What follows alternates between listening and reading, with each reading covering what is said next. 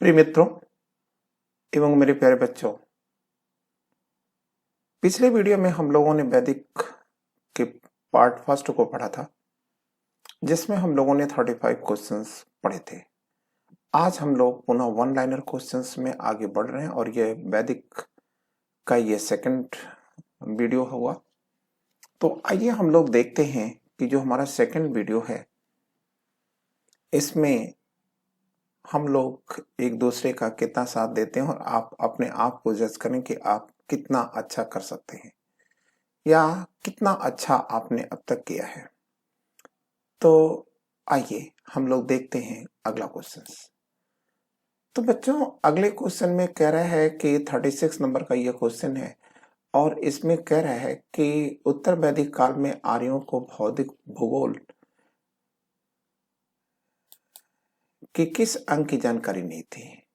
तो बच्चों, यहाँ मैं आपको ये शेयर करना चाहूंगा या बताना चाहूंगा कि देखिए, जो आर्य हैं वह उत्तर भारत में बसे थे और तब उन्होंने इस देश का नाम क्या रखा था।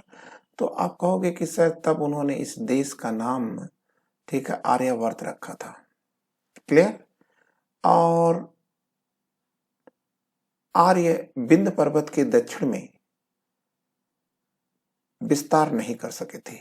तो इस क्वेश्चन के पूछने के मूल में यह बात छिपी है कि आर्यों का विस्तार कहाँ तक था। तो आपको हमने बता दिया कि आर्यों का विस्तार जो है विंध्य पर्वत के उत्तर में था, अर्थात दक्षिण भारत या द्रविड़ क्षेत्र से आर्य परिचित नहीं थे। फिर कह रहा है कौन सा ग्रंथ, कौन सा 37 क्वेश्चन है कि कौन सा ग्रंथ वेदों श्रुतियों के अंग नहीं थे। तो आपको ये जान लेना होगा, सबसे पहले तो आवश्यकता इस बात की कि आप ये जाने कि कौन सा भाग था। ठीक है ना। तो अपने आप ही आपका यह क्वेश्चन आ जाता है। ठीक है। तो देखिए, संहिता तो थी। अब संहिता में क्या क्या आएगा, तो आप कहोगे कि सर देखो, संहिता में तो चारों वेद आ जाते हैं। ठीक है, तो ये तो सही लिखा हुआ है। ठीक है, ये वाला पहला सही है। फिर कह रहा है कि और क्या क्या आता है, तो आप कहेंगे वेदों के अपने ब्राह्मण होते हैं, वेदों के अपने उपनिषद होते हैं, वेदों के अपने आरण्यक होते हैं, वेदों के अपने पुराण होते हैं। लेकिन जो आपको कंफ्यूजन होता है वो यहाँ तक ये होता है कि पुराण क्या है, वेदों का अंग नहीं, स्मृतियां हैं नहीं, धर्मसूत्र हैं नहीं, ये वेदों के अंग नहीं है। फिर अगला 38 क्वेश्चन पूछ रहा है कि ऋग्वेद में कौन सी प्रथा प्रचलित नहीं थी। तो सही लिखा हुआ, सती प्रथा नहीं थी, बाल विवाह नहीं था। ठीक है, ये प्रथाएं को प्रथाएं हैं और ये समाज में प्रचलित नहीं थी। फिर कह रहा है युद्ध का प्रारंभ मनुष्य के मस्तिष्क से होता है, यह किस ग्रंथ में उल्लेखित है। तो ये अथर्ववेद में है। ठीक है ना। यहीं पर आपको ये भी याद रखना है कि अथर्ववेद में ही लिखा है युद्ध का प्रारंभ मानव के मस्तिष्क में होता है, लेकिन जमीन पर उसका व्यवहार बाद में होता है। ठीक है, मन में ही हम हारते हैं और मन में ही जीत जाते हैं, जमीन पर तो केवल उसका प्रयोग होता है। फिर एक बात और इसमें कहा गया था कि बातें तो आंखें करती हैं, मुख तो केवल उसका प्रस्फुटित करता है, मतलब उसकी व्याख्या कर देता है। 40 क्वेश्चन है कि भारत में आगमन के बाद आर्यों ने सर्वप्रथम अपना निवास स्थान कहाँ बनाया था। तो बच्चों, इसका आंसर है, ठीक है, सप्त सिंधु प्रदेश। 41वां क्वेश्चन कह रहा है कि किस वेद में दवाओं का विवरण दिया गया है। ठीक है, तो किस वेद में दवाओं का विवरण दिया गया, तो इसका आंसर जैसा कि आप देख रहे हैं अथर्ववेद है। ठीक है, ऋग्वेद में कौन से वैदिक देवता सहस्त्र स्तंभों वाले भवन में निवास करते हुए वर्णित किए गए हैं। तो इसका आंसर आपके सामने मैंने पहले से रख रखा है, मित्र एवं वरुण। ठीक है, फिर कह रहा है कि 16 संस्कारों में उपनयन संस्कार किस क्रम पर आता है। तो बच्चों, आप याद रखिएगा, ये है 11वें नंबर पर आता है। ठीक है, वेदों को किस उपनाम से जाना जाता है। तो आप कह देंगे कि सर, संहिता के नाम से जाना जाता है, श्रुति के नाम से जाना जाता है और पौरुषेय के नाम से जाना जाता है। फिर कह रहा है 45वां क्वेश्चन है कि इंद्र को ऋग्वेद में किस नाम से जाना जाता है। तो आप देख रहे हो, ये लिखा है पुरंदर, पुरंदर के साथ ही वृत्रहंता लिखा हुआ है, वृत्रहंता के साथ ही रथेष्ट लिखा हुआ है और फिर इसके अतिरिक्त सोमापा। रथेष्ट का मतलब रथों से युद्ध करने के कारण, सोमापा मतलब सोमरस को पीने के कारण, वृत्रहंता मतलब वृत्र नामक राक्षस को मारने के कारण, और इसके बाद है पुरंदर। पुरंदर इसे क्यों कहा गया है, तो आप कहेंगे कि सर, इन्होंने ही पुरंदर या नगरों को नष्ट किया था। 46वां क्वेश्चन है, वैदिक युग में कौन सी सामाजिक कुप्रथा प्रचलित थी, ये पूछ रहा है। तो बहुपत्नी प्रथा तो प्रचलन में थी ही, और ऊंच नीच की भावनाएं भी यहाँ मौजूद थी। फिर 47 क्वेश्चन कर रहा है कि उत्तर वैदिक युग में उत्तरी बिहार के आर्यकण का श्रेय किसे दिया जाता है, विधेय माधव। सतपथ ब्राह्मण कहता है कि यह उपनिवेशीकरण की जानकारी कौन देता है, तो आप कहेंगे सतपथ ब्राह्मण देता है, और सतपथ ब्राह्मण में उल्लेखित है कि विदेह माधव अपने शिष्यों के साथ जो है मिथिला में गए थे और उन्होंने मिथिला का आर्यीकरण किया था। ठीक है, अब अगला है 48 है कि ऋग्वेद के किस मंडल में शूद्र शब्द का उल्लेख है, तो आप कहेंगे कि शूद्र शब्द का उल्लेख हुआ है 10वें मंडल में और केवल एक बार हुआ है। फिर 49 क्वेश्चन कर रहा है कि प्राचीन भारत में विद्वान ब्राह्मणों को दान दिए जाने वाले कर मुक्त ग्रामों को किस नाम से पुकारा गया था, तो इसका आंसर है अग्रहार। ये आपको लिखा हुआ पहले से लिखा हुआ है। फिर कह रहा है कि स्त्रियों के भाग लेने का उल्लेख किस संस्था में प्राप्त होता है, तो स्त्रियां जो हैं विश्व की प्राचीनतम जो संस्था है विदत, उसमें भाग लिया करती थी। ठीक है, अब हमारे सामने जो अगला क्वेश्चन निकल कर आ रहा है वो 50 क्वेश्चन में मतलब 2 बार हो गया 50। तो आइए हम लोग देखते हैं। कह रहा है कि 10 राजाओं के युद्ध में भरत कबीले का पुरोहित कौन था, तो आप जानते हैं कि भरत कबीले का पुरोहित कौन है, तो आप बोलोगे कि सर भरत कबीले के जो पुरोहित थे वह कौन है, तो आप याद रखेंगे कि वशिष्ठ है। अब इसके बाद हमको क्या करना है, तो इसके बाद हमको अगली बात याद रखनी है कि उत्तर वैदिक काल में रत्नियों की संख्या कितनी थी, तो उत्तर वैदिक काल में रत्नियों की संख्या 12 थी।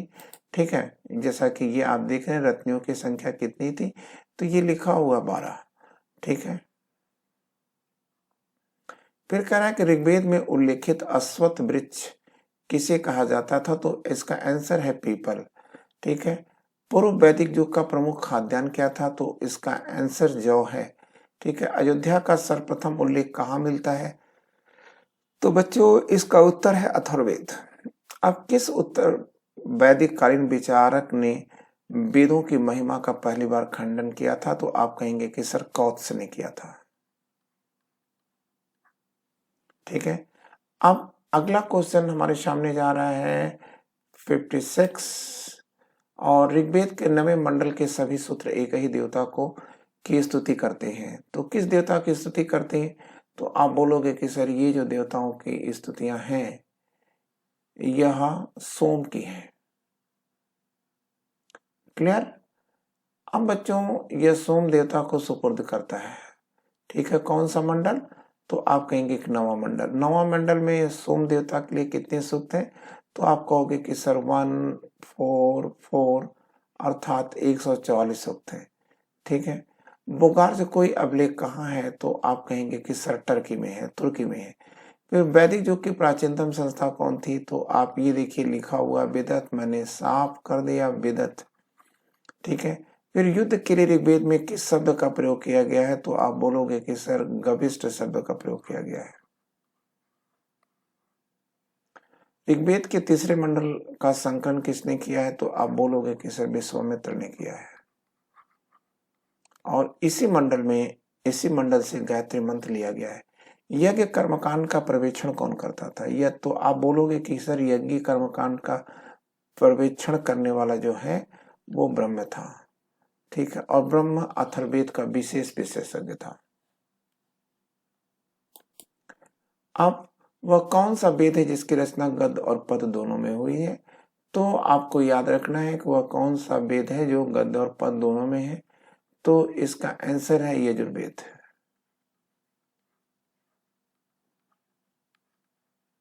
फिर वेदों के क्या काव्यात्मक हिस्से को क्या कहा जाता था, तो बच्चों वेदों के काव्यात्मक हिस्से को संहिता कहा जाता था। महाभारत का मौलिक नाम क्या था, तो आप बोलोगे कि सर जय संहिता। वैदिक कालीन देवताओं की संख्या क्या है, तो आप कहेंगे वैसे तो देवताओं की संख्या हिंदू धर्म में बहुत है, 33 करोड़ देवता है, लेकिन ठीक है यास्क ने इसे ठीक है, 33 भागों में विभाजित किया है। आर्य शब्द का शाब्दिक अर्थ क्या है? तो आप बोलोगे कि सर्वश्रेष्ठ। फिर अगला क्वेश्चन है, 10 राजाओं के युद्ध का विजयी विजयी राजा सुदास, विजयी होना चाहिए, विजयी राजा सुदास किस जन से संबंधित था? तो आप बोलोगे कि सर वो त्रितसु कबीले से था। अब हमको इसके बाद का जो क्वेश्चन देखना है वो क्या है, आप इसे ध्यान दीजिए। कह रहा है कि वैदिक शब्द ऋतु का आशय क्या है? तो आप कहेंगे प्राकृतिक नियम है, और इन प्राकृतिक नियमों को, ठीक है, ईश्वर भी नहीं ठुकरा सकता था। क्लियर? मैं यहां पर लिख देता हूं कि वैदिक शब्द ऋत का क्या आशय है, तो ये कर देंगे। देखिए ये लिखा भी वैसे, लेकिन क्लियर नहीं दिख रहा है आपको, इसलिए मैंने यहाँ पर कर दिया प्राकृतिक नियम, नियमों का संकलन है। उपनिषदों का प्रतिपाद्य विषय क्या है? तो आप कहोगे कि सर दार्शनिक है। छांदोग्य उपनिषद किस वेद से संबंधित है? आप कहेंगे कि सामवेद से संबंधित है, और यही उपनिषद है जिसमें भगवान कृष्ण का उल्लेख देवकी नंदन के रूप में और घोर अंग्रेज के शिष्य के रूप में हुआ है। ऋग्वैदिक संहिता की रचना किस क्षेत्र में हुई थी? तो आप बोलोगे कि सर सप्त सिंधु प्रदेश में हुई थी। क्लियर? आप कह रहा है कि अद्वैतवाद की अनुभूति किस काल में हुई? पूरे वैदिक काल में हुई है। वैदिक युग की सबसे प्राचीन संस्था क्या थी? तो आप बोलोगे कि सर विदत थी। फिर इसके बाद हमको आगे चलना है, तो आगे देखते हैं 74। कौन सी प्रथा वैदिक समाज में प्रचलित नहीं थी? तो कौन सी प्रथा प्रचलित नहीं थी, आपको ये जानना है। तो आप कह दोगे कि सर सती प्रथा जैसी क्रूर जो हत्या है ये प्रचलित नहीं थी। फिर कह रहा है ऋग्वेद में उल्लेखित पणि शब्द क्या है? तो आप कहेंगे कि सर व्यापारियों का एक वर्ग है, व्यापारियों का वर्ग है।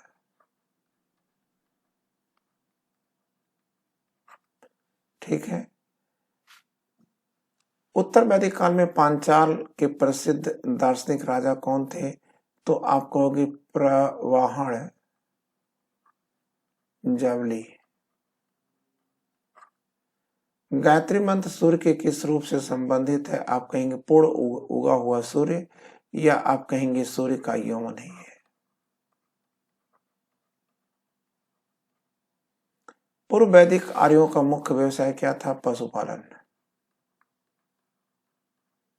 ऋग्वैदिक कालीन विदुषी स्त्रियों में सम्मिलित थी, तो देखिए अपाला है, घोषा है, अपाला, घोषा,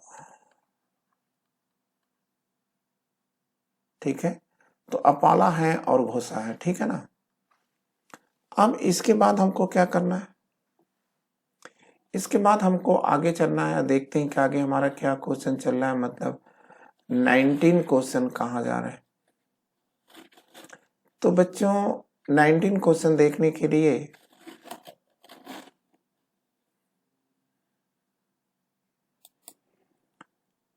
सॉरी 19 मैंने बोल दिया, 79 का 80 आएगा ना। तो 80 में कौन पूर्व वैदिक काल में विनिमय का लोकप्रिय माध्यम था? तो बच्चों इसका जो आंसर आएगा वो है अष्टकर्णी। ये लिखा हुआ है, अष्टकर्णी जो गाय है जिसके कान में 8 छेद बने थे, और प्रत्येक छेद में, ठीक है, सोने की एक कुंडल डाल दी जाती थी।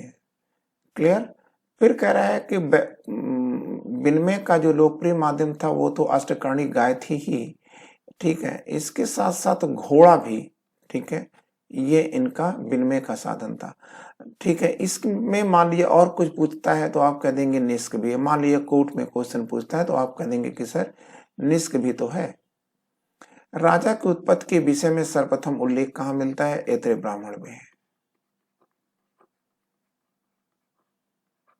फिर कह रहा है कि ऋग्वेद के किस देवता को असुर की उपाधि दी गई है? वरुण को कही गई है, और इसी वरुण को ईरान में क्या कहा जाता है? अहुर मजदा कहा जाता है। ठीक है। उत्तर वैदिक काल की प्रमुख फसल क्या थी? तो आप कहेंगे कि सर गेहूं और चावल। फिर इसके बाद कौन धर्म सूत्रकार नियोग प्रथा को अनुचित ठहराता है? आप बोलेंगे कि सर आपस्तंभ ने नियोग प्रथा को पशुधर्म बताते हुए इसका उपहास किया है। ठीक है, तो बच्चों ये हमने वैदिक का क्वेश्चन समाप्त कर दिया। अभी हमें आपके बीच में इस पर एमसीक्यू लाना है। ठीक है, और इसे हम कल देखते हैं। थैंक यू बच्चों, wishing you all the luck. ठीक है, शुभ रात्रि, नमस्ते।